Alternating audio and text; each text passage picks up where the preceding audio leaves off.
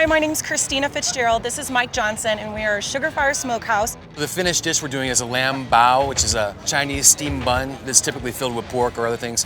But in this case, it's filled with the beautiful Superior Farms sliced leg lamb. So we take the lamb, they're bone in, they're beautiful, and we marinate them in olive oil, garlic, some hoisin, and a little bit of rice wine vinegar and some soy sauce. We smoke it, and then we're charring over live fire, over natural wood charcoal.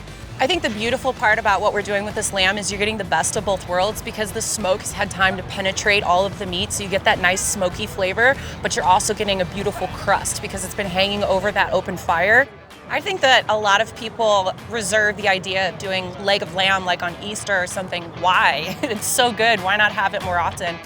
You can impart so many wonderful different flavors into lamb that you can really come out with a delicious product. And I think that what we put together today turned out that way.